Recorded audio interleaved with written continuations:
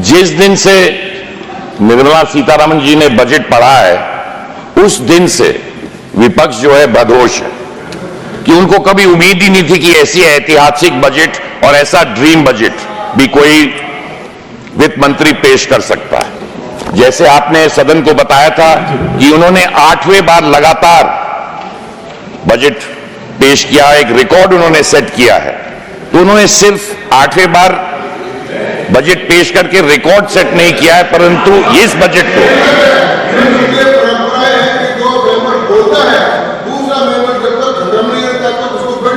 Right, बिल्कुल सही है।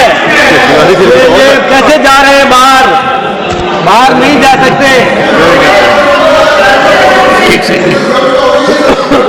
एक सेकंड माननीय घनश्याम तिवारी जी ने सर, क्योंकि उन्होंने कहा, एक सेकंड, एक पॉइंट ऑफ ऑर्डर है।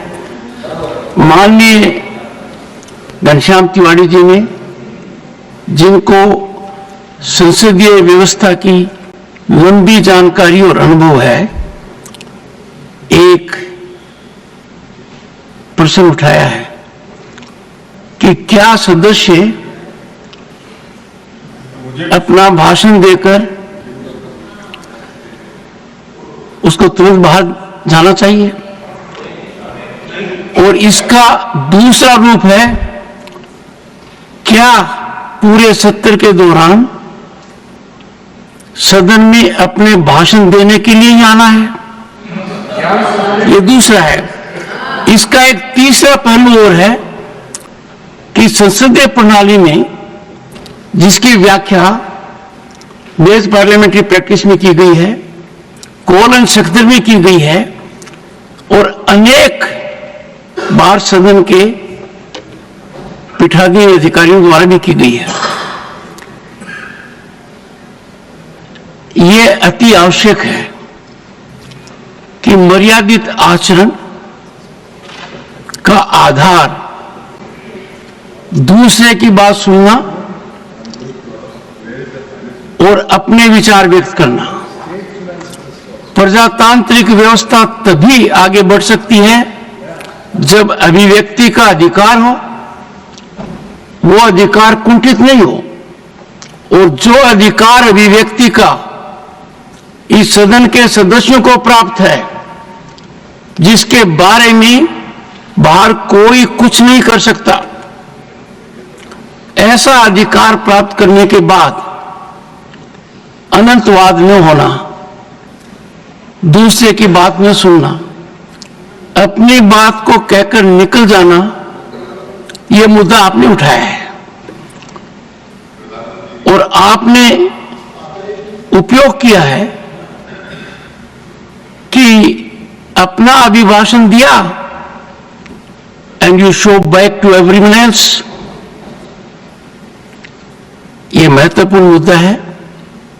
इस पर इस सत्र के दौरान मेरा निर्णय आपको मिलेगा। एक सेकंड, एक सर, तिवारी बोल चुके ना, तो दूसरा तिवारी बोल दे सर, पॉइंट ऑफ ऑर्डर। पर सर, मैं आपको एक बात कहूंगा प्रमोद जी। जी सर। मेरे लिए आप सदा प्रथम हैं सर, दूसरे नहीं है। ठीक है सर, ठीक है। सिर्फ आपको थोड़ा कदम उठाना पड़ेगा कि मैं भी आपका ही हूं। ठीक है सर, ठीक है सर। ऐसा तो नहीं हो सकता कि इधर से भी सफर करूं और इधर से भी करूं। ठीक है, कुछ तो राहत मुझे भी मिलनी चाहिए। जी बिल्कुल, बोलिए सर। परंपरा की बात चली और मैं इस बात का समर्थक हूं जो तिवारी जी ने उठाया। सर, परंपरा ये भी रही है कि जब वित्त जैसे मंत्री के द्वारा प्रस्तुत विधेयक पर चर्चा हो रही हो और वो करें, तो माननीय वित्त मंत्री जी को भी एक मिनट सुन लीजिए। वहां बोल रहे हैं इस समय अखिलेश जी। वित्त मंत्री जी को दिखाई पड़ रहा है यहां से, वित्त मंत्री जी लगातार अनुपस्थित है रखने के बाद। अब मुझे नहीं मालूम वित्त मंत्रालय का कोई राज्य मंत्री भी शायद इस समय नहीं है, क्योंकि एक ही ले दे के हैं चौधरी से। तो मैं इतना कहना चाहता हूं, ये अपमान भी राज्यसभा का ना हो तो अच्छा है। मैं इस पे आपका आग्रह कर रहा हूं। परंपरा। माननीय सदस्यगण, जो बात उठाई है जानकारी के अभाव में उठाई है। बड़ा अच्छा होता मेरे से जानकारी ले लेते। I would compliment the Honorable Finance Minister that she has shown exemplary adherence to the rules. Finding that her commitments are there for parliamentary work, she has sent to me a written communication well in advance, and she has been scrupulously careful and regardful to the entire institution to depute Shri Harsh Malhotra for the purpose. And Shri Harsh Malhotra is present here. Number 2, this I decide right now. Parliamentary practice allows it. There is no government at any point of time which has not faced such situations. There are occasions when the Honorable Prime Minister is required to be here. The chair is always apprised of the situation, that in his absence, who will handle the situations? And I can tell you there has been no lapse. Howsoever I may take you as Pratham, the point you raised is rejected because it did not have adequate foundation. और देखिए ये तो तरीका है, वरना कपिल जी ने आखिर में जो बात कही वो विस्तार से चिदम्बरम जी कह चुके थे। चिदम्बरम जी concluded his speech, a very sound speech, every word was careful, but with that observation is Kapil ji monetized. Am I right? Please continue. Sir, दोनों तिवारियों के बीच में एक किसान हूं सर, मुझे पूरा उम्मीद है आप ये एक किसान हैं, तो एक किसान को मौका देंगे आप सर, इसके लिए बहुत बहुत धन्यवाद सर। जैसे कि मैं कह रहा था कि जब से बजट की अनाउंसमेंट हुआ है तो सारा विपक्ष बदहोश है कि उनको कभी उम्मीद ही नहीं थी कि ऐसा भी बजट पेश हो सकता था।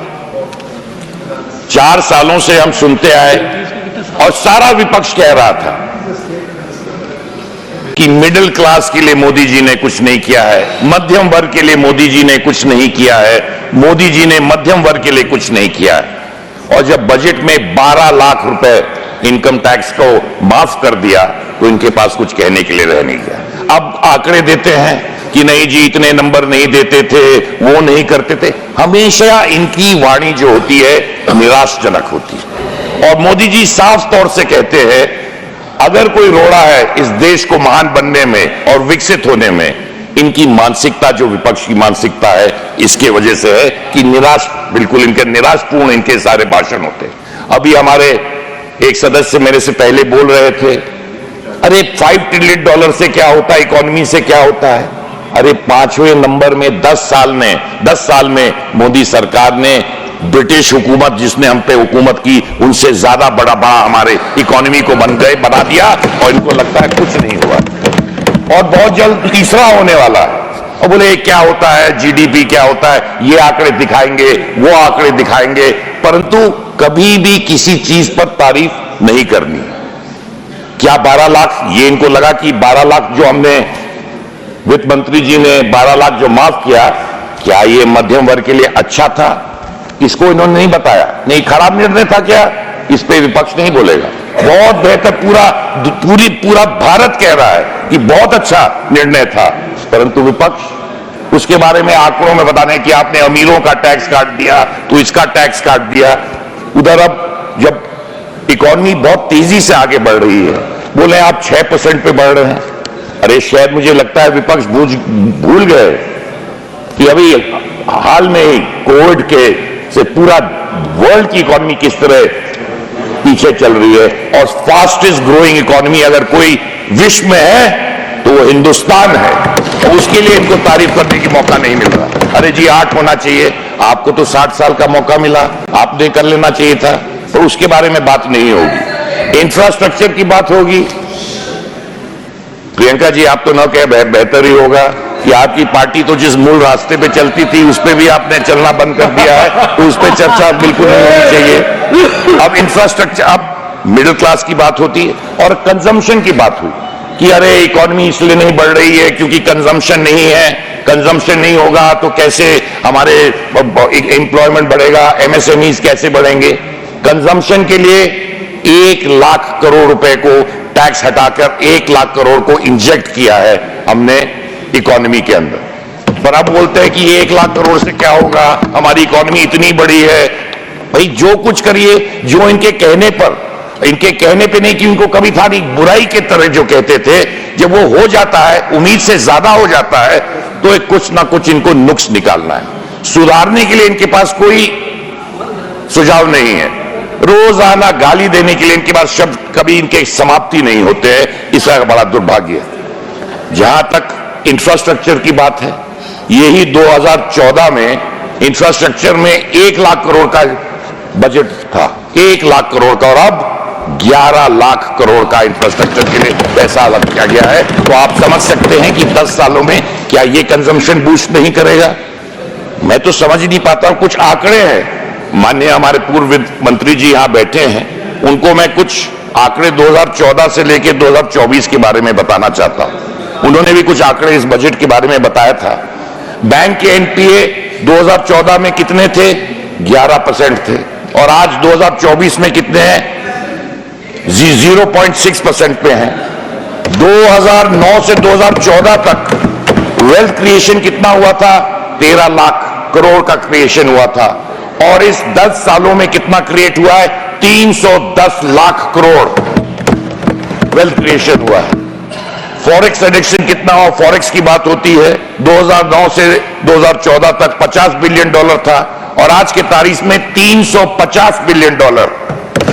इंफ्रास्ट्रक्चर में स्पेंडिंग 2009 से 2014 तक 1.5 लाख करोड़ हुआ था, और आज 2019 से लेकर 26 तक 55 लाख करोड़ इंफ्रास्ट्रक्चर स्पेंडिंग पे होगा। फिगर्स आपको साफ तौर से बताएंगे। अभी हेल्थ की बात हो रही थी, तमाम योजनाएं इस सरकार ने लागू की हैं पिछले 10 सालों में, जिससे तमाम लोगों के पैसे बच रहे हैं और सरकार के पैसे बच रहे हैं। उसमें से दो तीन चीजों को ही मैं आपको गिनवाना चाहता हूं। आयुष्मान भारत कार्ड में जनता के 1.2 लाख करोड़ रुपए जनता के बचे। जन औषधि केंद्र में 80% का डिस्काउंट मिलने के बाद 30,000 करोड़ रुपए दवाई खरीद में लोगों के बचे हैं। नल से जल योजना में 12 करोड़ से ऊपर घरों तक पानी पहुंचाया गया है, जिससे बीमारियां कम हुई हैं। तो कम से कम हर व्यक्ति के घर में नल जिसके यहां पहुंचा है, कम से कम 40,000। वेस्ट बंगाल में तो दिक्कत है ही, मैं जानता हूं, उस पर भी आऊंगा, भी घबराइए मत। वेस्ट बंगाल में भी विस्तृत से आपको बताऊंगा, उसकी चिंता मत करिए। जहां तक नल से जल योजना की बात है, उसमें 40,000 रुपए लोगों के बच रहे हैं। पीएम सूर्य घर बिजली योजना से जिसके घर में लगेगा, उसको 25 से 30,000 रुपया हर महीने बचत होगा, साल में बचत होगा। सॉइल हेल्थ कार्ड की बात होती है तो किसान को 30,000 रुपए उसके माध्यम से बचते हैं। अगर आप इंफ्रास्ट्रक्चर और अगर आप बाकी चीजें देखें, और अगर डायरेक्ट बेनिफिट जो लोगों को हो रहा है उसमें देखा जाए, तो 3 लाख करोड़ रुपए साफ तौर से सरकार के बच के सीधे गरीबों के खाते में जा रहे हैं। बात होती है, क्योंकि मैं एक पूर्वांचल से आता हूं और खेती करता हूं, किसान की बहुत बातें होती है और अन्नदाताओं की बात बहुत होती है इस हाउस में। मुझे ये पता नहीं कितने लोग खेत पे जाते हैं, कितने लोग किसानों से मिलते हैं। हो सकता है विपक्ष के लोग, ये फार्म हाउस दिल्ली में बहुत होते हैं, उसमें जाके किसानों के बारे में सोचते होंगे, क्योंकि किसानों के बारे में यहां जो चर्चाएं विपक्ष करती है वो जनता से बिल्कुल परे है। उसमें सिर्फ एक चीज मैं कहना चाहता था, एक हमारे सांसद हैं तृणमूल कांग्रेस के, वो अब हिंदी पिक्चरों के बारे में अपना पूरा बात बता रहे थे, हिंदी पिक्चरों के बारे में बता रहे थे कि कैसे हमारे किसान मदर इंडिया में जैसे किसानों की हाल थी वैसे किसान आज भी है। अरे उनको मैं बताना चाहूंगा कि किसानों, मैं चाहता हूं अखिलेश भाई, मैं भी चाहता हूं आप इधर ही आना चाहते हैं, चिंता मत करिए, जल्दी मिलेंगे आप इधर, घबराइए मत। बिहार के चुनाव से इधर आ जाएंगे आप, रुकिए। तो मैं आपसे साफ तौर से कहना चाहता हूं, उन्होंने मदर इंडिया की बात बताई, बिल्कुल पिक्चर 1957 में बनी थी अध्यक्ष जी, 1957 में।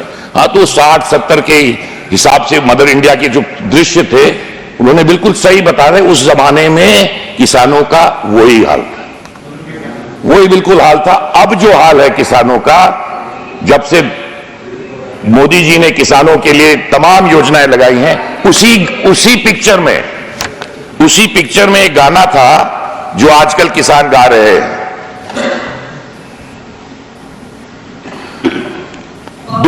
दुख भरे दिन बीते रहे भैया, अब सुख आए रे, रंग जीवन में आया लाया रे।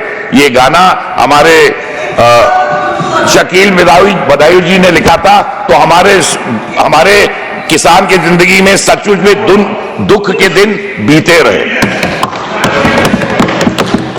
और किसान के बारे में, अरे भैया यहां तो डीएपी और पोटैश और यूरिया के बारे में जानता नहीं है कोई। यहां दाम यूरिया का कितना है कि 5 साल में दाम ही नहीं बढ़ा है, 2-4-5 रुपए का अंतर हुआ होगा। उस पर 12 लाख करोड़ सब्सिडी प्रदेश देती है कि आज पोटैश हो, आज यूरिया हो, आज डीएपी हो, उस पर सब्सिडी देकर किसानों को सही दाम पे सब्सिडाइज आज जो फर्टिलाइजर मिल रहा है। आज यूरिया की एक नई फैक्ट्री लगने जा रही है, जबकि यहां हम सिर्फ इंपोर्ट करते आए 50 साल से। आज यूरिया में इंपोर्ट खत्म करने के लिए एक यूरिया की फैक्ट्री बन रही है। तो मैं साफ तौर से कहना चाहता हूं, किसानों के लिए क्या क्या किया गया है इसके मैं आपके सामने पेश करना चाहता हूं। 2013 और 14 में किसान के लिए कितना बजट में पैसे लगाए गए थे? 21,000 करोड़ रुपए। कितने? 21,000 करोड़ रुपए। और 2025 और 26 में किसानों के लिए कितने पैसे आवंटित किए गए हैं? 1.71 लाख करोड़ रुपए से अधिक पैसे किसानों को दिए गए हैं। किसान क्रेडिट कार्ड से 8 करोड़ किसानों का फायदा हो रहा है। किसान क्रेडिट कार्ड की लिमिट 3 लाख से बढ़ाकर 5 लाख रुपया बढ़ा दी गई है। 1 लाख करोड़ रुपए इथेनॉल ब्लेंडिंग की वजह से किसानों के लिए आमदनी बढ़ी है। किसानों के सस्ते कार्ड के बारे में बता ही चुका। किसान सम्मान निधि से 3.5 लाख करोड़ रुपए सीधे किसानों के खाते में गए हैं। और किसानों की बात टीएमसी करती है। अरे क्या हाल वेस्ट बंगाल में किसानों के है, आलू के किसानों ने कितनी आत्महत्या कर ली है, इसके बारे में टीएमसी कोई रिपोर्ट देती। जैसे अंग्रेज कहते थे, जैसे अंग्रेज जब थे वहां, जब किसान कोई मरता था तो बोलते थे मेल न्यूट्रिशन से मर गया, किसानी की वजह से नहीं मरा है। और टीएमसी क्या कहती है कि जब किसान कोई आत्महत्या करता है, अरे इनके मैरिज डिस्प्यूट की वजह से मर गए होंगे, मैरिज डिस्प्यूट की वजह से मर गए होंगे, मैरिज डिस्प्यूट की वजह से मर गए होंगे, डिप्रेशन की वजह से मर गए होंगे। और किसानों की बात विपक्ष कर रही है, बड़ी दुख की बात है मैडम, बड़ी दुख की बात है। किसानों की बात कर रहे हैं। अब एक बात है, तमाम बात यहां स्वास्थ्य की हुई, तमाम बात यहां स्वास्थ्य की हुई, स्वास्थ्य के बारे में बात हुई। काम उससे होने का काम होगा ही होगा। कैंसर जैसी गंभीर बीमारी के लिए अगर किसी गरीब को कैंसर हो जाता है तो उसका पूरा खानदान 3 पुश्त तक कर्ज में डूब जाता है। मैं प्रधानमंत्री जी को और साफ तौर से निर्मला सीतारमण जी के लिए कि कैंसर के लिए जो उन्होंने अनाउंस किया, कैंसर गंभीर बीमारियों के इलाज के सुलभ बनाने के लिए सरकार सभी जिला अस्पतालों में डे केयर कैंसर सेंटर को स्थापना करेगी। अगले 3 वर्ष में 200 नए कैंसर सेंटर 25-26 में शुरू किए जाएंगे, जिससे मरीजों को बेहतर और समय पर इलाज किया जाएगा। 36 ऐसी जीवन रक्षक दवाएं हैं जिनको बेसिक कस्टम ड्यूटी से मुक्त करवा दिया गया है। तो क्या ये लोगों को फायदा नहीं करेगा? आयुष्मान कार्ड की बात करते हैं। तमाम ऐसे राज्य थे जिन्होंने आयुष्मान कार्ड को लागू ही नहीं किया। और उसका एक दिल्ली एक है, और एक वो कारण है कि जितनी ये केंद्र की योजनाएं थी दिल्ली ने जो लागू नहीं किया, उसके वजह से आज दिल्ली में भारतीय जनता पार्टी की सरकार है। 2013 में और 14 में 33,000 करोड़ रुपए का आयुष्मान कार्ड पे खर्चा हुआ था, और ये इस साल 96,000 करोड़, नेली 3 गुना इसको बढ़ा के किया गया है। क्या गरीबों की मदद करना कोई पाप है क्या? मुझे लगता है ये रोज गरीब गरीब की बात करते हैं, ये गरीबी नहीं हटाना चाहते हैं। इन्होंने हमेशा गरीब को हटाने की बात की है और मुझे इसका दुख है। और मैं इस बजट में वो एमएसएमई हो,